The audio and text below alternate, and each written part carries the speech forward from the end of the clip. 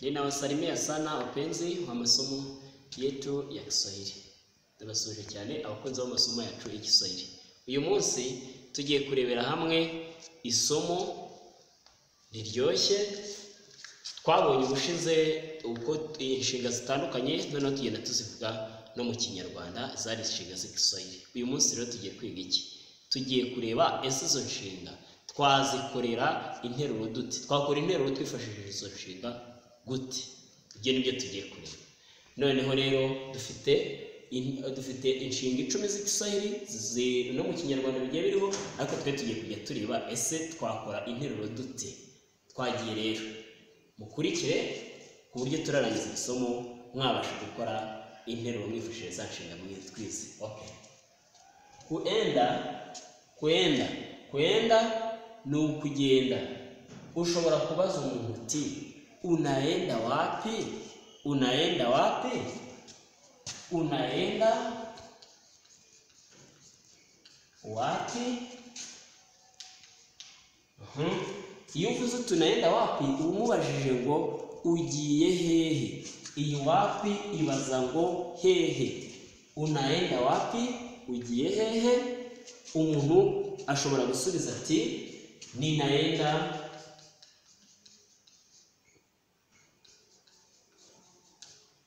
Kigali, ninaenda Kigali, ninaenda shuleni, ngiye i Kigali, ngiye ku ishuri, ninaenda sokoni. Murumva ko twarize dute, twatangiye kumenya uko twakora interuro. Ngiye i Kigali, ninaenda Kigali, ninaenda shuleni, ngiye ku ishuri, ninaenda sokoni, ngiye ku isoko. Ubwo tugiye gukomeza n'inshinga ya kabiri. Nawe ushobora gushyiraho aho ugiye cyangwa se ukaba wabaza umuntu aho agiye. Tugiye kuri kabiri. Kutaka ni ugushaka. Dushobora kubaza ikibazo umuntu tuti unataka nini? Unataka nini?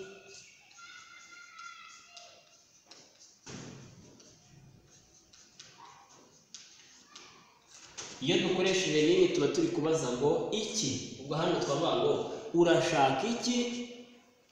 Urashaka iki? Unataka nini? Gusubiza wavuga uti ninataka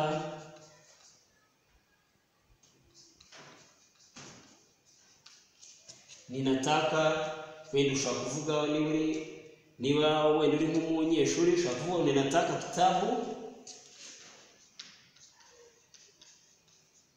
Nataka kitabu cha Kiswahili.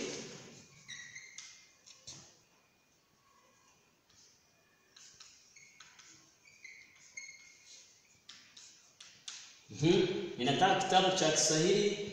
Ninataka n'ibindi ushobora kuba washyiraho ndashaka igitabo cy'Igiswahili. Ubwo nawe ushobora kuba wareba n'ikindi kintu ushobora kuba washaka, sibyo? Okay. Tujye kuri gatatu. Inshinga yacu iragira cyangwa se kitenzi kiravuga kupenda.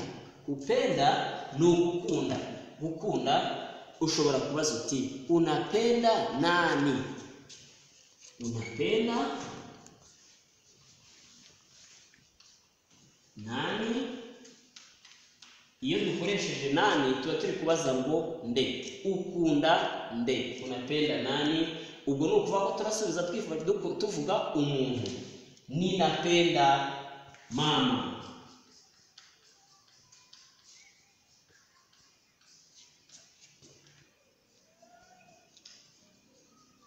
Ninapenda mama cyangwa se ukavuga ninapenda Anita, ninapenda Amina, ninapenda Polo, nkunda Polo, sibyo? Cyangwa mama gutyo.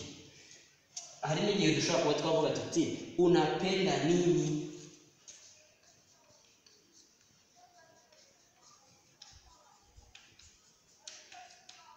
Twabonye ko nini baza ngo iki. Ukunda iki? Ushobora kuvuga uti ninapenda soda. Wenda ukavuga ukunda soda. Ninapenda chakula. Nkunda ibiryo. Ninapenda mwalimu. Nkunda kubera ko ari hano ari nini ntabavuga mwalimu kireka ari hano hejuru. Okay. Ubwo tukadushireho nibura rumwe muri urwo rugero. Ninapenda soda, cyangwa soda, chakula, maziwa, mata n'ibindi. Dukomeze. Kusoma ni gusoma. Okay, shobora kubaza ni unasoma kitabu gani? Unasoma kitabu gani? Uri gusoma igitabo kihe? Cyangwa se urumva yabaye kubaza yende cy'ubuhe bwoko. Ushobora gusubiza uti ninasoma kitabu cha Kiswahili. Ninasoma kitabu cha Kiswahili. Nasoma kitabu cha historia. Historia ni amateka. Nasoma kitabu cha hisabati. Hisabati ni imibare. Nasoma kitabu cha geografia. Nasoma ubumenyi bw'isi ni geografia n'ibindi. Dukomeze. Tugere kuri kula. Kula twabonye kari kurya. Ushobora kubaza umuntu uti unakula nini? Urarya iki? Unakula nini? Akagusubiza ati ninakula wali. Arakubajije ati urarya iki? Ugasubiza uti ndarya umuceri. Umuceri uhiye tuwita wali, umuceri mubisi niwe twita mucere, ariko iyo uhiye tuwita wali. Dukomeze. Kufanya. Kufanya ni gukora. Unafanya nini?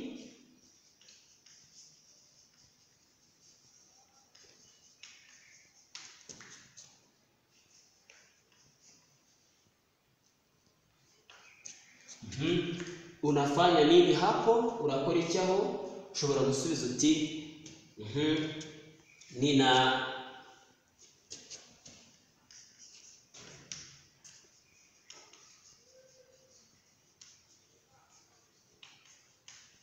ninacheza mpira. Ndi gukina umupira cyangwa se ndakina umupira. Sibyo? Tugakomeza.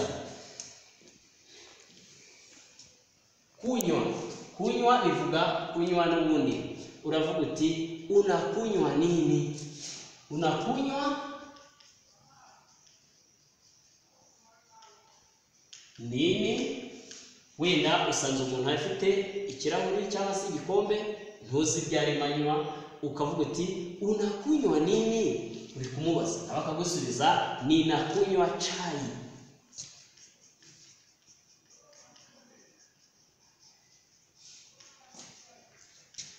Ninakunywa chai, cyangwa akakubwira ninakunywa uji. Uji ni igikoma. Uji, sibyo? Ubwo byaterwa n'icyo yaba afite muri icyo gikombe. Tugakomeza. Kutoka. Kutoka ni kuva. Kuva ahantu. Ushobora kubaza umuntu uti unatoka wapi?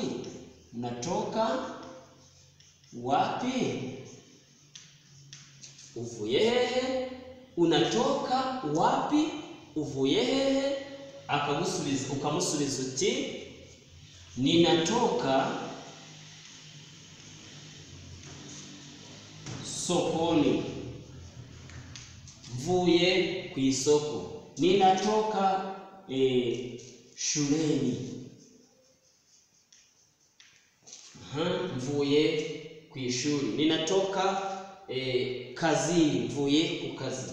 Ninatoka Kigali. Ubwo yaterwa naho uvuye. Tugakomeza. Kuzuru.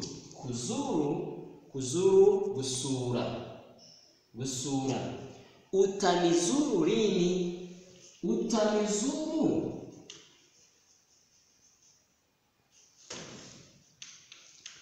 Ndabajije nti uzasura ryari? Lini bivuga ngo ryari. Utanizuru lini? Nshobora gusubiza nitakuzuru wiki ijayo. Nzagusura mu cyumweru gitaha. Nitakuzuru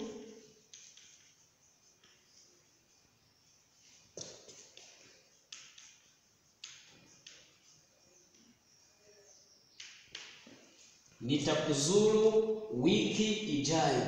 Nzagusura mu cyumweru gitaha. Kupika. Kupika bivuga guteka. Ushobora kubaza umuntu uti unapika nini?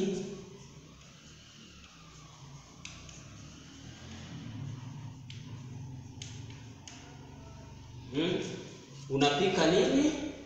Utetse iki? Ashobora kugusubiza ati ninapika maharage, cyangwa ninapika mihogo. Mihogo, ninapika mahindi. Mahindi ni ibigori, mihogo ni imyumbati. Ninapika mahindi. Okay. Abakunzi b'amasomo yanyu rero murabona ko uyu munsi twize isomo ryiza. Mushobora kwifashisha izi nteruro, murabona ko izi nshinga arizo dukoresha mu buzima bwacu bwa buri munsi. Mbibutse mukomeze gukora subscribe abatarayikora, hanyuma amasomo yacu akomeza bagereho, kandi muri uyu mwaka muzamenya igiswahili mugikuye ku muyoboro wacu. Ndabashimiye, mukomeze musharinge n'amasomo yacu. Imana ibarinde. Kwaheri.